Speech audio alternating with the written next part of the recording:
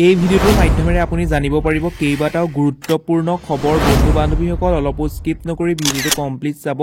নিশ্চয় তেতিয়া PM কিষাণ আৰু অৰুণোদয় আঁচনিৰ ওপৰত কি গুৰুত্বপূৰ্ণ খবৰ ওলাইছে সেই সম্পৰ্কে জানিব পাৰিব আৰু আধাৰত লৈ আহিছে নতুন নীতি নিয়ম। নিশ্চয় আপুনি জানিব পাৰিব। আহকচোন আমি অলপ পলম নকৰি ভিডিওটোৰ ফালে আগবাঢ়ো।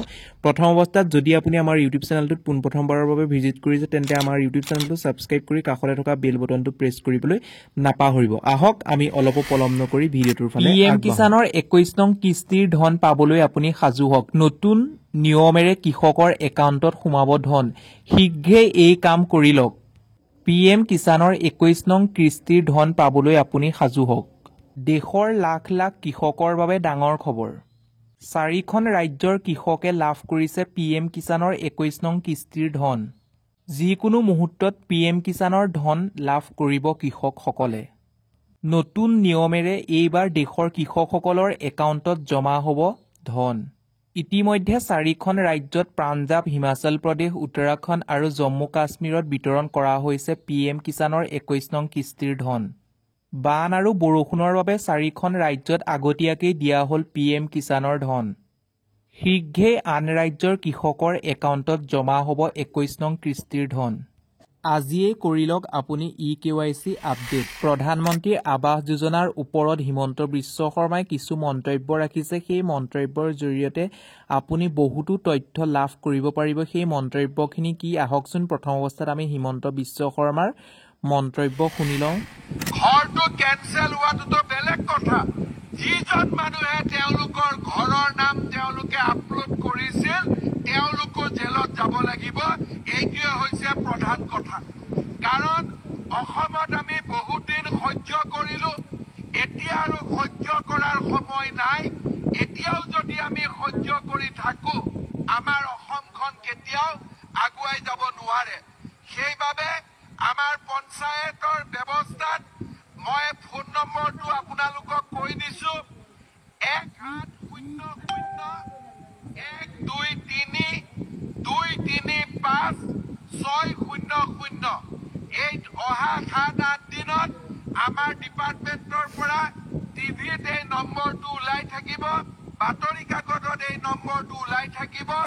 যদি কোনোবা নাপাবলগীয়া মানুহে ঘৰ পোৱা বুলি আপোনালোকে ভাবে, অন্যায় কৰি নহয়, কাৰোবাক গাঁৱত বেয়া পাইছো বুলি তাৰ ওপৰত নহয়, কিন্তু যদি সঁচাই পকী ঘৰ থকা মানুহে ঘৰ পোৱা বুলি কয় আমি চৰকাৰে ব্যৱস্থা ল'ম। কাৰণ আমি অসমত এতিয়া দুৰ্নীতি সহ্য নকৰি আমি নতুন ধৰণে আমাৰ ৰাজ্যখন নিৰ্মাণ কৰাৰ সময় আহিছে।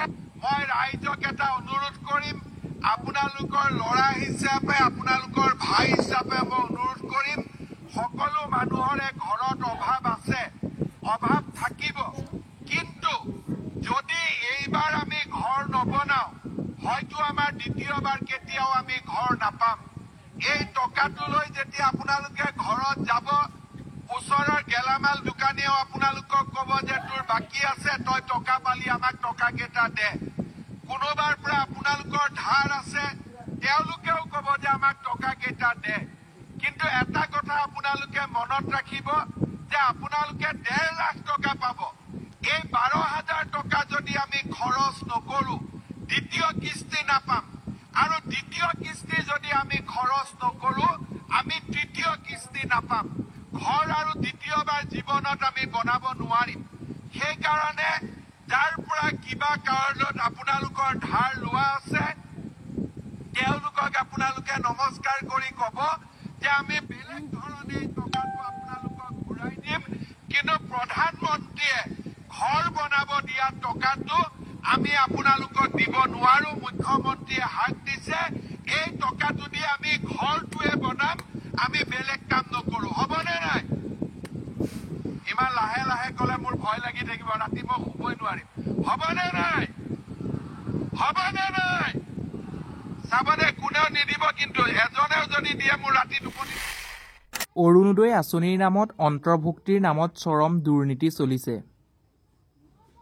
ৱাৰ্ড মেম্বাৰৰ স্বামীৰ লাগে 1,000 টকাকৈ। নিশ্চয় আপুনি জানিব পাৰিছে 1,000 টকাকৈ তেওঁ বিচাৰিছে ৱাৰ্ড মেম্বাৰে। ৱাৰ্ড মেম্বাৰৰ স্বামী আছাহাদুলৰ কাণ্ডত হাহাকাৰ বিশেষভাৱে সক্ষম লোকৰ পৰাও লুটিছে 1000 কোটি টকা নিশ্চয় বন্ধু বান্ধৱীসকল আপোনালোকে শুনিব পাৰিছে নিশ্চয় আপোনালোকে দেখিব পাৰিছে বন্ধু বান্ধৱীসকল যদি আপোনালোকৰ কোনোবা গাঁও পঞ্চায়তৰ ৱাৰ্ড মেম্বাৰেই হওক বা কোনোবাই আপোনালোকক পইচা বিচাৰিছে টকা বিচাৰিছে তেন্তে আপুনি অতি সোনকালে গৈ পেলাই আপোনালোকে নিজৰ ডিষ্ট্ৰিক্টৰ ডিচি অফিচত কমপ্লেইন কৰিব পাৰে অথবা ব্লকত কমপ্লেইন কৰিব পাৰে আৰু সোশ্যাল মিডিয়া মাতি পেলাই এওঁলোকক শাস্তি প্ৰদানৰ বিহিত ব্যৱস্থা কৰিব পাৰে সেইবাবে মই এই নিউজটো আপোনালোকক দেখাইছোঁ নেক্সট খবৰটো মই আপোনালোকলৈ লৈ আহিছোঁ 10,000ৰ ওপৰত 3টাতকৈ অধিক সন্তান আল্লাৰ দান এই মন্তব্য কৰা মহিলাই নাপাব লাখপতিৰ ধন নিশ্চয় আপুনি গম পাইছে এই কথা ঘোষণা কৰিছে হিমন্ত বিশ্ব শৰ্মাৰ মন্তব্যখিনি আপুনি শুনিব আল্লাহক দুখ দিলে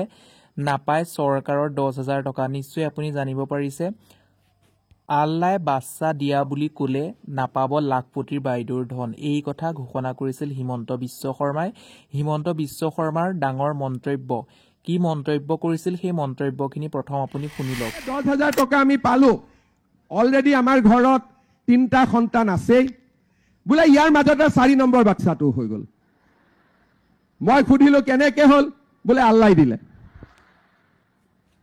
বোলে ভগৱানে দিলে আল্লাহ কাকো বাচ্চা নিদিয়ে বাচ্চা হাজবেণ্ড আৰু ৱাইফৰ মিলামিছাতে হয় আল্লাহ কোনো ওপৰৰ পৰা নিদিয়ে দিয়ে নেকি সেই কাৰণে যিসকলে আল্লাহক দোষ দিব বা ভগৱানৰ কথা ক'ব তেওঁলোকে নাপাব 3টালৈকে ঠিক আছে নে 2টা ক'ব লাগে মই 3টা কৈ দিছোঁ যে যি নহওক কিন্তু 3টাৰ ওপৰত যদি আকৌ আমাৰ এই বছৰটোৰ ভিতৰত আকৌ বোলে আমাৰ ঘৰত বাচ্চা হ'ল তেতিয়া বাচ্চাক সামনে ব্যৱসায় কৰিম তেতিয়া আমি কম যে বাচ্চাৰ যেহেতু জন্ম হৈছে বাচ্চাটোক ভালকৈ চোৱা চিতা কৰক এতিয়া ব্যৱসায় কৰাৰ দৰকাৰ নাই হয় নে নহয় বাচ্চাটো জন্ম দিলেতো ঘৰত ভাল কৰি চাব লাগিব নহয় আৰু 1 বছৰতো বাচ্চাক গাখীৰ খুৱাব লাগিব যত্ন ল'ব লাগিব এই যে 10,000 টকা আমি পালো অলৰেডি আমাৰ ঘৰত 3টা সন্তান আছে বোলে ইয়াৰ মাজতে 4 নম্বৰ বাচ্চাটো হৈ গ'ল মই সুধিলো কেনেকে হ'ল বোলে আল্লাহই দিলে বোলে ভগৱানে দিলে আল্লাহ কাকো বাচ্চা নিদিয়ে বাচ্চা হাজবেণ্ড আৰু ৱাইফৰ মিলামিছাতে হয় আল্লাহ কোনো ওপৰৰ পৰা নিদিয়ে দিয়ে নেকি সেই কাৰণে যিসকলে আল্লাহক দোষ দিব বা ভগৱানৰ কথা ক'ব তেওঁলোকে নাপাব 3টালৈকে ঠিক আছে নে 2টা ক'ব লাগে মই 3টা কৈ দিছোঁ যে যি নহওক কিন্তু 3টাৰ ওপৰত যদি আকৌ আমাৰ এই বছৰটোৰ ভিতৰত আকৌ বোলে আমাৰ ঘৰত বাচ্চা হ'ল তেতিয়া বাচ্চাক সামনে ব্যৱসায় কৰিম তেতিয়া আমি কম যে বাচ্চাৰ যেহেতু জন্ম হৈছে বাচ্চাটোক ভালকৈ চোৱা চিতা কৰক এতিয়া ব্যৱসায় কৰাৰ দৰকাৰ নাই হয় নে নহয় বাচ্চাটো জন্ম দিলেতো ঘৰত ভাল কৰি চাব লাগিব নহয় আৰু 1 বছৰতো বাচ্চাক গাখীৰ খুৱাব লাগিব যত্ন ল'ব